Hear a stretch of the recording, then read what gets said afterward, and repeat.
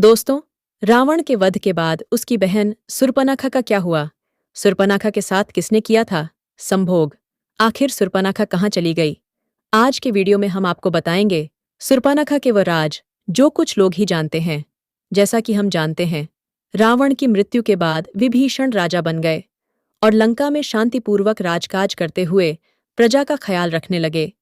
किंतु रावण की बहन सुर्पनखा अयोध्यापति श्रीराम तथा अपने सौतेले भाई लंकापति विभीषण से बदला लेना चाहती थी। इसलिए उसने लंका छोड़ दिया और दैत्य गुरु शुक्राचार्य की खोज में निकल पड़ी। दैत्य गुरु को रावण की माता को किसी ने लंका से निष्कासित कर दिया था। शुक्राचार्य का आश्रम समुद्र के इस पार भारत में दंड कांड की राज्य में था।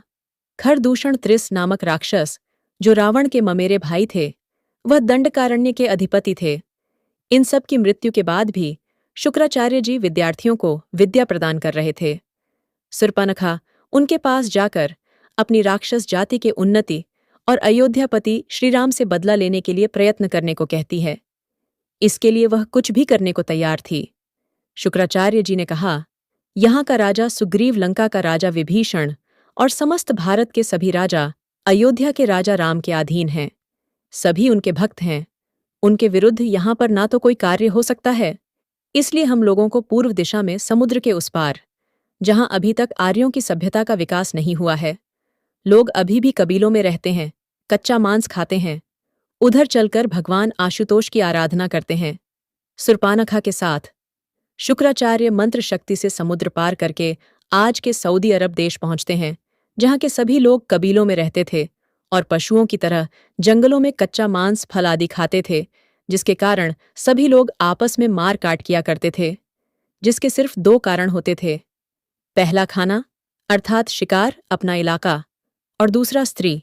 इनके यहाँ स्त्री किसी की पत्नी नहीं, बल्कि ताकतवर पुरुष ही उससे संभोग करता था। कबीले की सभी स्त्रियां पहले सरदार की स्त्री, उसके बाद जब सरदार किसी दूसरी स्त्री को अपना लेता था तो पहली स्त्री फिर किसी अन्य पुरुष के साथ रहती थी। शुक्राचार्य की प्रति के बारे में सभी जानते हैं। वह सदैव अंधेरे अर्थात पाप को बढ़ावा देने वाले हैं। वह सदैव पापियों के मददगार रहे हैं। फिर सुर्पनखा तो उनके प्रिय शिष्य रावण की छोटी बहन थी। भला उसकी बात क्यों नहीं मानते? सुर्पनखा की नाक कटी हुई थी। वह हमेशा अपना मुख ढककर रखती थी। हालांकि वह सुंदर भी थी और साथ साथ माया भी जानती थी और कोई भी रूप ले सकती थी। उस समय वहां पर सैकड़ों कबीले थे। मनुष्य जानवरों की तरह इधर उधर जंगलों में भटकते थे और उनके सिर्फ दो ही काम थे, भूख लगे तो शिकार करके कच्चा ही खा जाओ और स्त्री देखते ही सहवास करना। सुर्पनखा के साथ शुक्राचार्य जी ने भगवान शिव के प्रतिरूप अर्थात शिव की स्थापना करके शिव आराधना शुरू कर दिया। सुर्पनखा भी वहीं बैठकर बिना श्रद्धा भक्ति के शिव मंत्रों का जाप कर रही थी। थोड़े दिनों में उधर से वहां के सबसे शक्तिशाली कबीले की टोली गुजरी, जिसका मुखिया एक आदम नाम का एक भयानक लंबा चौड़ा हष्टपुष्ट शरीर का मालिक व्यक्ति था। वह व्यक्ति शेर, बाघ, हाथी, घोड़े आदि किसी जीव से ज्यादा शक्तिशाली था। सारे कबीले उसके अधीन थे। उसकी एक ही कमी थी, वह पशुओं की तरह नंगा रहता था और किसी भी स्त्री को देखकर जब तक उसको पा नहीं लेता था तब तक बराबर प्रयास करता रहता था। राक्षस ने देखा कि एक बूढ़ा व्यक्ति हवन कर रहा है। उसके सामने एक स्त्री जिसने मुख पर कपड़ा ढक रखा है। वह सुंदर स्त्री अगर मुखिया को मिल जाए तो मुखिया के साथ रह रही उसकी स्त्री का भोग हम सबको मिल जाएगा। यही सोचकर राक्षस सुर्पनखा का अपहरण करके अपने मुखिया के पास पहुंचा देते हैं। मुखिया आदम ने सुर्पनखा से संभोग की इच्छा जताई। सुर्पनखा ने माया से सभी को विमोख कर रखा था। उसे मालूम था ताकतवर व्यक्ति को कैसे फंसाया जा सकता है और शुक्राचार्य से अनुमति देने की बात रखी। शुक्राचार्य जी ने इस विवाह की अनुमति दे दिया।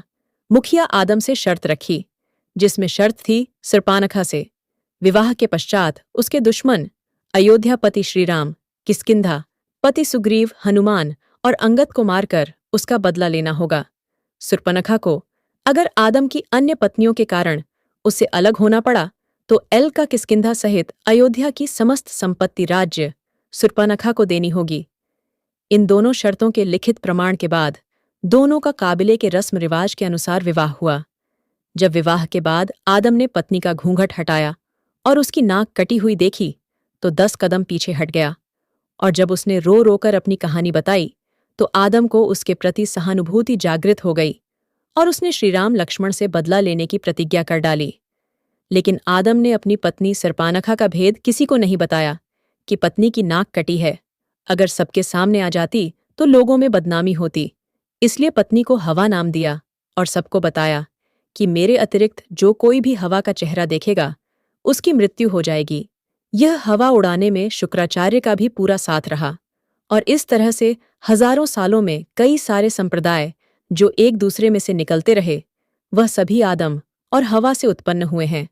कालांतर में इन्हीं आदम और होवा से यहूदी, ईसाई, मुस्लिम आदि संप्रदायों का जन्म हुआ। इन लोगों ने भी आदम जैसे आदिमानव अर्थात कबीले वाले लोगों की सीख मानी और अब तक उन्हीं की परंपरा अपनाते आ रहे हैं। जैसे स्त्रियां अपने मुख पर होवा अर्थात सुर्पनखा की तरह अपने मुख पर हिजाब अवश्य पहनती हैं। आज भी इनका विवाह एक करार, एक समझौता ही होता है। आज भी इनके विवाह में सशस्त्र मंजूरी होती है। एक दूसरे को शर्त सुनाते हुए मेहर अर्थात स्त्री को दी जाने वाली रकम का जिक्र करते हुए रजामंदी ली जाती है। अगर किसी कारण विवाह विच्छेद होता है तो मेहर की रकम पुरुष स्त्री को अदा करता है। तो इस तरह सुर्पनखा रावण की मृत्यु के बाद अरब देशों में चली गई थी। आदम नामक व्यक्ति जो कई कबीलों का सरदार था, सुर्पनखा उससे शर्त के साथ संबंध बनाने को राजी हुई थी। नाक कटी है यह छिपाने के लिए हिजाब डालने की परंपरा शुरू की थी। अगर ध्यान दें तो यह सारी बातें केवल एक ही तरफ इशारा करती हैं कि शायद मुसलमानों का शूर्पणखा के वंशज होने वाली यह बात हकीकत हो सकती है और सारे मुसलमान इस बात से डरते हैं। अगर कोई हिंदू गलती से भी मक्का मदीना के अंदर चला गया और उसने इस शिवलिंग पर गंगा जल छिड़क दिया तो इस दुनिया से पूरी राक्षस जाति का अंत हो जाएगा। मित्रों, ये राक्षस कोई और नहीं बल्कि सुर्पनखा के ही वंशज है। भले ही यह सारी बातें आपको हैरान कर रही हों, लेकिन शायद यह सच भी हो सकती है, क्योंकि इस दुनिया का सबसे पहला धर्म सनातन धर्म ही है। यानी कि इस दुनिया में मौजूद हर एक व्यक्ति सनातन धर्म से जरूर ताल्लुक रखता है और हमारे ईश्वर भी सनातन धर्म से ही ताल्लुक रखते थे। मित्रों, ठीक ऐसा ही प्राचीन समय में भी हुआ करता था। कुछ लोग मिलकर अपने अलग अलग नियमों और परंपराओं को बनाया करते थे और धीरे धीरे इसी तरह यही चीजें जातियों में तब्दील होती चली गई, जिससे आगे चलकर अनेकों धर्म की उत्पत्ति हुई। लेकिन मित्रों, इस्लाम धर्म की हकीकत पर आज भी कई हिंदुओं के द्वारा सवाल उठाए जाते हैं कि आखिर उन्हें मक्का मदीना के अंदर क्यों नहीं जाने दिया जाता है। वैसे मित्रों, कमेंट करके बताइए कि आपको क्या लगता है, मक्का मदीना के बारे में कही जाने वाली ये सारी बातें क्या सच हो सकती हैं या फिर यह सब एकमात्र कल्पना है? अपनी राय जरूर दीजिएगा। धन्यवाद।